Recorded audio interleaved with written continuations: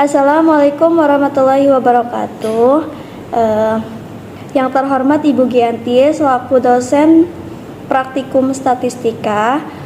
Baik, perkenalkan nama saya Sulistiawati. Saya dari Prodi Pendidikan Matematika semester 5. Di sini saya akan membuat video tutorial tentang analisis regresi di SPSS. Langsung saja. Pertama, kita ke aplikasi SPS-nya, buka SPS, terus kita ke variable view, lanjut kita masukkan datanya, ketik peringkat kimia,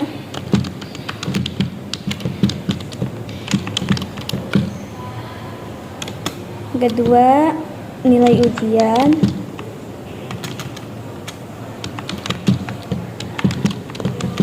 yang ketiga frekuensi membolos.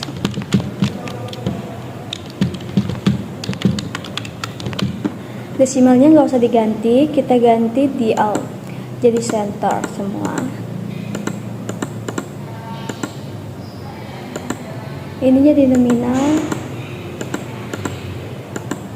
Selanjutnya kita langsung ke data view.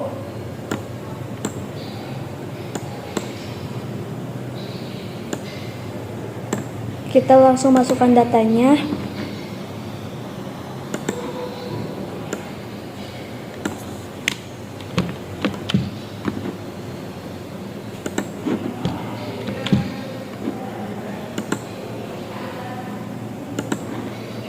Masukin lagi.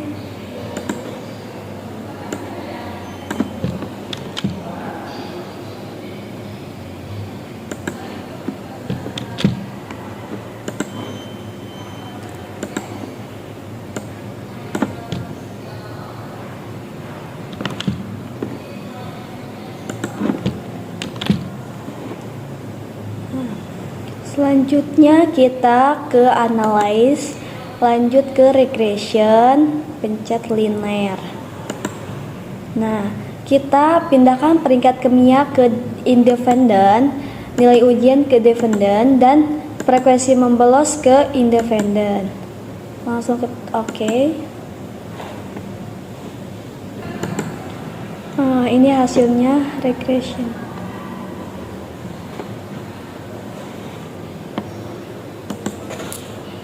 Nah, selanjutnya kita ke pembacaan hasil. Nah, kita masukin dulu ininya, sudah dimasukin. Langsung tabel model Semari menunjukkan beberapa hal, yaitu R-nya itu 0,739 yang artinya koefisien korelasi sebesar 0,739 menunjukkan derajat korelasi antara variabel peringkat kimia dan frekuensi membolos dengan nilai ujian. Yang kedua itu ada R square, yang dimana R square itu hasilnya 0,546 menunjukkan angka koefisien determinasi, artinya variasi nilai ujian dapat dijelaskan oleh peringkat kimia dan frekuensi membolos melalui model sebesar 54,6%. Sisanya 45,4% berasal dari variabel lain.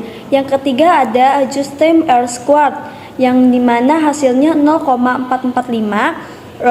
Maknanya sama dengan R squared, hanya saja adjusted R squared ini nilainya lebih stabil karena sudah disesuaikan dengan jumlah variabel bebasnya.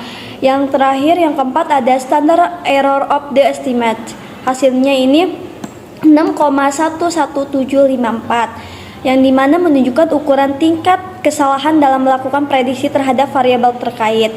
Yang kedua itu ada tabel ANOVA, yang dimana tabel ANOVA itu digunakan untuk menentukan tarif signifikansi atau linearitas dari regresi.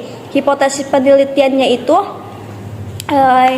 H0, tidak terjadi hubungan linear antara variabel prediction atau peringkat kimia dan frekuensi membolos dengan variabel dependent nilai ujian. H1-nya itu terjadi hubungan linear antara variabel prediction, peringkat kimia dan frekuensi membolos dengan variabel dependent atau nilai ujian. Nah, ketentuannya itu jika F hitung lebih besar F tabel, maka H0 ditolak. Sebaliknya, jika F hitung lebih kecil F tabel, maka H0 diterima. Atau, jika sig lebih kecil dari A, maka H0 ditolak. Sebaliknya, jika sig lebih besar dari A, maka H0 diterima. Nah, berdasarkan tabel tadi, diperoleh nilai sig 0,029 lebih besar dari alfa 0,05. Dengan demikian H0 itu diterima karena lebih besar.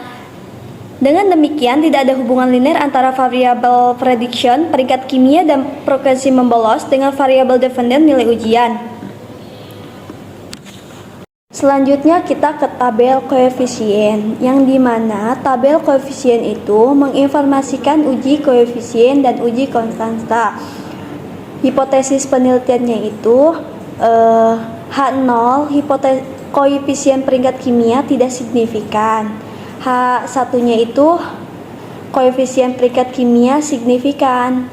Ketentuannya, jika T hitung lebih besar T tabel, maka H0 ditolak.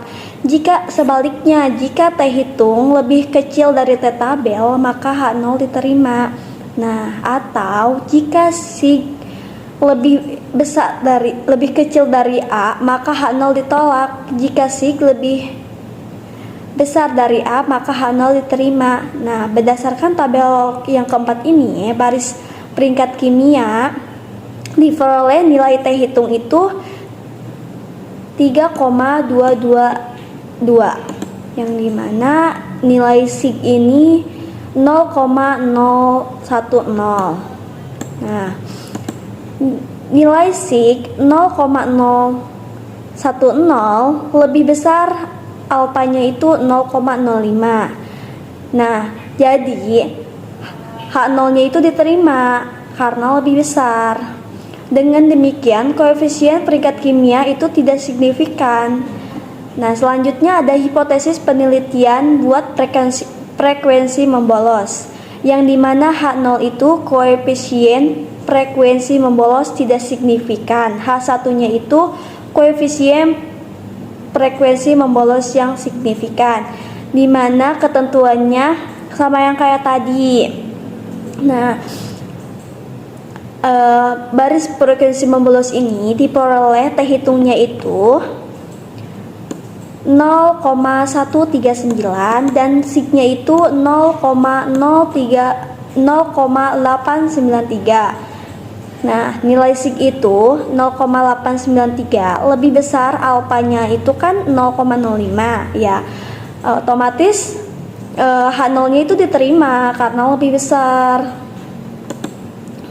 dari alfa. Nah, koefisien frekuensi membolos ini tidak signifikan. Nah, selanjutnya kita ke hipotesis penelitian. H0 konstanta tidak signifikan dan konstanta signifikan, di mana ketentuannya itu sama seperti tadi.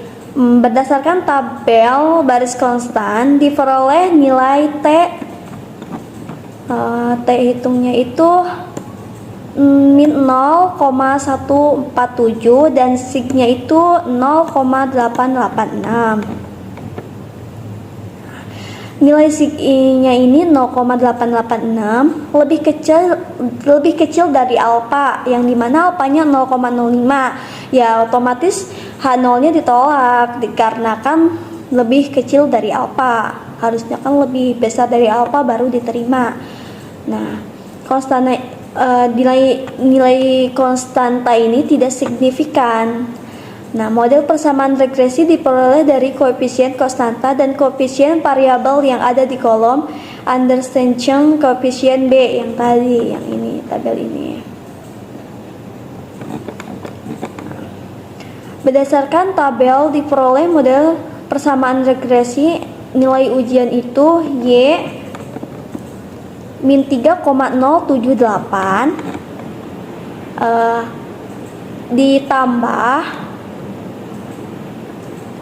0,753 yang predikat kimia, lanjut ditambah yang frekuensi membolos 0,137. Nah, atau Y sama dengan min 3,78, Y sama dengan min 3,078 plus 0,753 plus 0,137. Selesai. Mungkin itu saja tutorial dari saya tentang analisis regresi di aplikasi SPSS. Kurang lebihnya mohon maaf. Billahi taufiq wal hidayah. Wassalamualaikum warahmatullahi wabarakatuh. Terima kasih.